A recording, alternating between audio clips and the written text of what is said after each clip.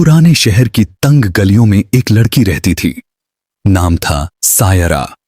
वह साधारण सी, मासूम और बेहद खूबसूरत थी। उसके पिता दर्जी थे और मां घरों में सिलाई का काम करती थीं। सायरा बचपन से ही थोड़ी अलग थी। उसे अकेले छत पर बैठकर आसमान से बातें करना अच्छा लगता था। मोहल्ले की और लड़कियां जहां खेलकूद में लगी रहतीं, सायरा अक्सर चुपचाप चांद को निहारा करतीं। एक दिन की बात है, रमजान का महीना था। इफ्तार के बाद सायरा छत पर टहल रही थी।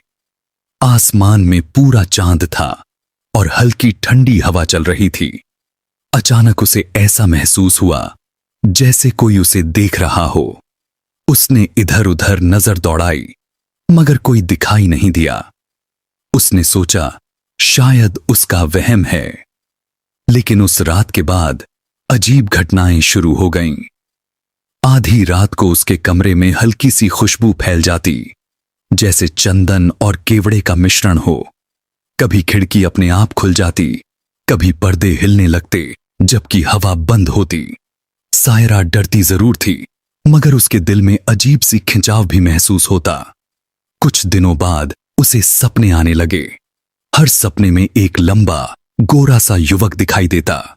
उसकी आंखें बेहद गहरी और चमकीली थीं। वह सफेद कपड़ों में होता और उसके चारों ओर हल्की नीली रोशनी होती। वह सायरा से नरम आवाज में बातें करता। कहता, मैं तुम्हें बहुत पहले से जानता हूं, तुम मेरी हो। सायरा हर सुबह घबरा कर उठती, मगर उसके दिल में उस अजनबी के लिए डर से ज्यादा अपनापन महसूस होता। धीरे धीरे वह सपनों में उससे बातें करने लगी। वह युवक अपना नाम आरिफ बताता था। कहता कि वह इस दुनिया का नहीं है। एक रात जब सायरा की मां रिश्तेदारी में गई हुई थी और घर में सिर्फ सायरा और उसके पिता थे, सायरा को वही खुशबू फिर से महसूस हुई। कमरे में हल्की नीली रोशनी फैल गई। उसने आंखें खोलीं और देखा कि वही युवक उसके सामने खड़ा है। अब वह सपना नहीं था, वह हकीकत में था। सायरा की सांसें तेज हो गईं।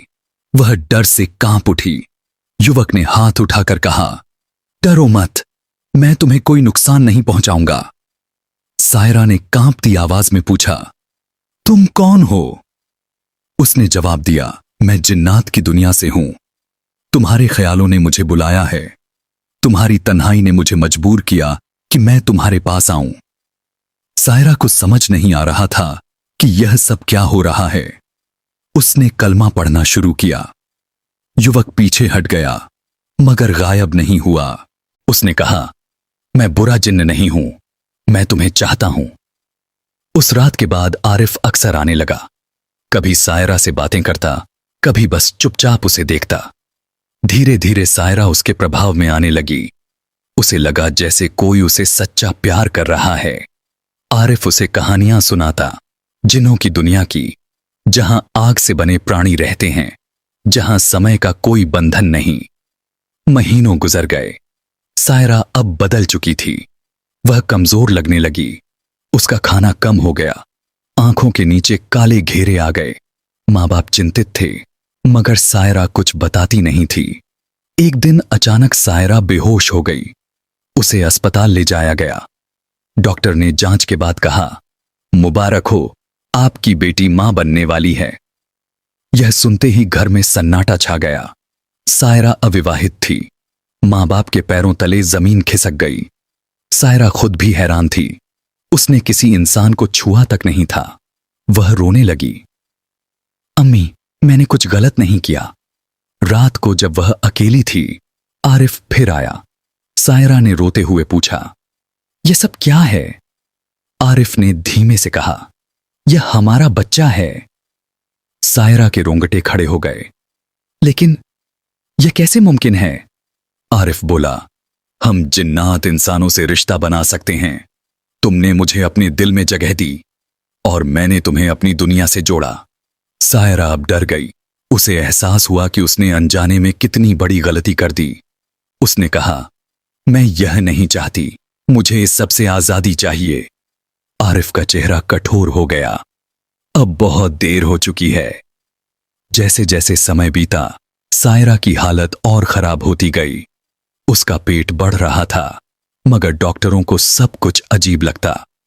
अल्ट्रासाउंड में साफ तस्वीर नहीं आती। मशीनें कभी काम करती, कभी बंद हो जाती। मोहल्ले में बातें फैलने लगीं। लोग ताने देने लगे। पिता शर्म और गुस्से में टूट गए। मां रो रो कर अल्लाह से दुआ मांगती। आखिरकार एक बूढ़े आलिम को बुलाया गया। उन्होंने घर में कुरान की तिलावत शुरू की। जैसे ही आयतें पढ़ी जाने लगीं, सायरा चीखने लगीं। उसकी आवाज बदल गई, गहरी और भारी। आलिम ने पूछा, कौन है तू? सायरा के मुंह से आवाज आई, मैं आरिफ हूं, यह मेरी अमानत है। आलिम ने सख्ती से आयतें पढ़ीं। कमरे में हवा तेज चलने लगी, चीजें गिरने लगीं। सायरा तड़पती रही। आखिरकार आरिफ की आवाज कमजोर पड़ गई। उसने कहा, अगर यह बच्चा पैदा हुआ तो दो दुनियाओं के बीच दरवाजा खुल जाएगा। आलिम ने जवाब दिया, अल्लाह की मर्जी के बिना कुछ नहीं होगा। कई घंटों की दुआ और रुक्या के बाद सायरा बेहोश हो गई। जब उसे होश आया, वह हल्की महसूस कर रही थी। कुछ दिनों बाद डॉक्टर ने बताया कि उसका गर्भ अपने आप खत्म हो गया है। घर में सुकून लौट आया, मगर सायरा बदल चुकी थी। उसने तौबा की, नमाज की पाबंदी शुरू की। उसने समझ लिया कि तन्हाई और जिज्ञासा कभी कभी इंसान को ऐसी राह पर ले जाती है जहां से लौटना मुश्किल होता है। रात को कभी कभी उसे अब भी वही खुशबू महसूस होती, मगर वह तुरंत आयतें पढ़ती और अल्लाह को याद करती। धीरे धीरे वह खुशबू भी खत्म हो गई। सालों बाद सायरा की शादी एक नेक इंसान से हुई। उसने अपनी जिंदगी नई शुरुआत के साथ जीना शुरू किया, लेकिन वह हमेशा लड़कियों को एक नसीहत देती, हर खूबसूरत चेहरा हकीकत नहीं होता, हर मीठी आवाज मोहब्बत नहीं होती, कुछ चीजें सिर्फ इम्तिहान होती हैं। इस घटना ने पूरे मोहल्ले को सबक दिया। लोगों ने समझा कि अदृश्य दुनिया हकीकत है, मगर उससे खेलना आग से खेलने जैसा है। इंसान की हिफाजत उसके ईमान और होशियारी में है।